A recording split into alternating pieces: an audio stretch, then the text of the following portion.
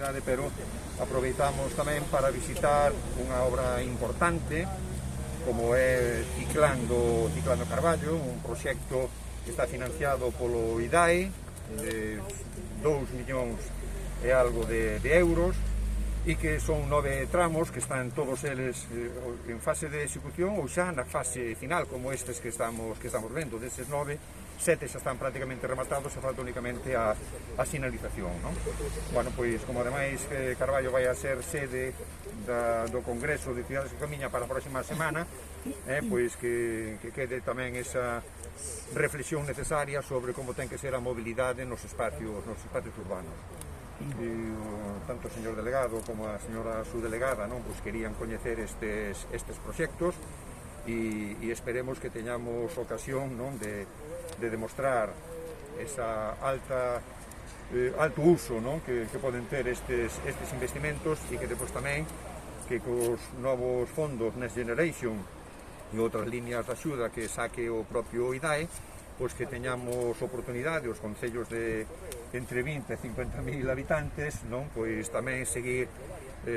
facendo as transformacións urbanas que tanto demandan os nosos veciños e veciñas no camiño de eficiencia enerxética e desas melloras na mobilidade.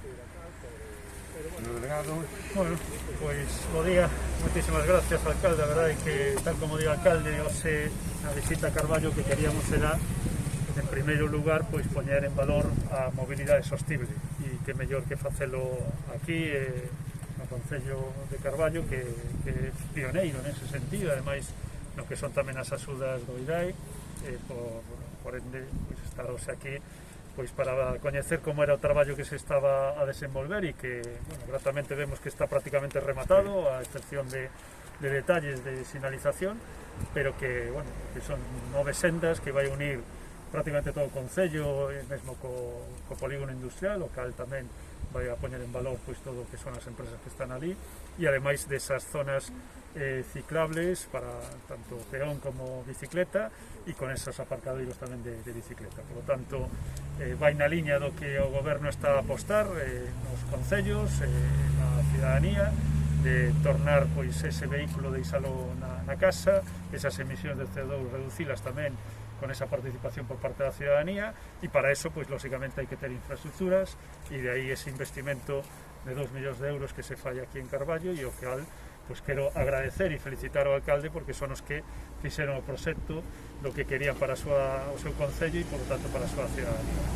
Nese sentido, tamén tivemos oportunidade de comentar sobre o tema da digitalización, do que son os plans de recuperación que van a vir, e que xa están entrando pois en moitos concellos. A verdade é que son concellos polo momento das convocatorias para máis de 50.000 habitantes ou para menos de 5.000, e polo tanto os concellos, e eu que veño dun concello tamén de tamaño intermedio, pois tamén necesitan dese tipo de axuda, e de aí pois un pouco que lle informei precisamente do plan de recuperación da senda urbana, que vai abrir unha liña precisamente para o que é eficiencia enerxética dos edificios públicos, e polo tanto o Concello de Carballo poderá ir a esa convocatoria de concorrencia competitiva que vai mover 600 millóns de euros en toda España, que creo que é unha oportunidade tamén para a aposta desa eficiencia enerxética. E en temas digitais, pois tamén o que é o plan de banda ancha, aquí son 20 entidades poboacionais a que xa teñen aprobado ese plan